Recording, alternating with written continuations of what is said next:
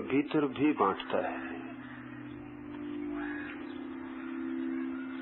मन से बाहर जो भी हम जानते हैं वो तो खंड खंड हो ही जाता है। मन के ही कारण हम भीतर भी खंड खंड हो जाते हैं। इस दूसरे मन के पहलू को भी समझ लेना जरूरी है। मन के साथ कभी भी कोई व्यक्ति एक व्यक्ति नहीं होता, बल्कि एक भीड़ होता है।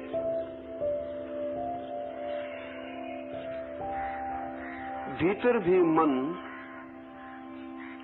एक नहीं है, अनेक है।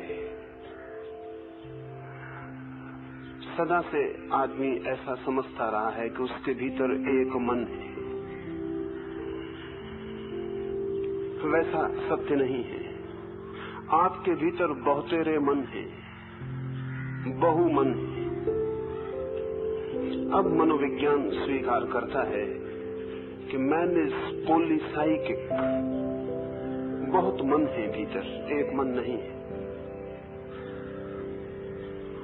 ये बहुत मन भी इसीलिए है कि मन जहां भी चरण रखता है वहीं खंड हो जाते हैं। समझे, भीतर मन के खंड खंड किए गए स्थिति को भी समझना जरूरी है। आपने शायद ही कभी ऐसी कोई मन की दशा पाई हो जिसके विपरीत स्वर आपके भीतर मौजूद न रहा हो। किसी को आपने किया हो प्रेम और साथ ही उसे घृणा न की हो, ऐसा असंभव है। किसी को की हो श्रद्धा और साथ ही भीतर मन का एक हिस्सा अश्रद्धा से न भरा रहा हो, असंभव है। चाहा हो किसी को और साथ ही चाह से बचना भी न चाहा हो, ऐसा नहीं होगा। मन जब भी कुछ तय करता है तो द्वंद में ही तय करता है। उसका विपरीत स्वर भी भीतर मौजूद होता है। जिसको आप मित्र मानते हैं, कहीं किसी मन की गहराई में उसमें आप शत्रु भी मानते हैं। इसलिए तो मित्रता इतने जल्दी शत्रुता बन जाती है। अन्यथा जिस आदमी को मैं 50 साल तक मित्र समझा हूं, एक क्षण में शत्रु कैसे हो जाएगा? कोई उपाय नहीं, कोई रासायनिक प्रक्रिया नहीं है कि 50 साल की मित्रता एक क्षण में एक शब्द से शत्रुता बन जाए। बन जाती है, लेकिन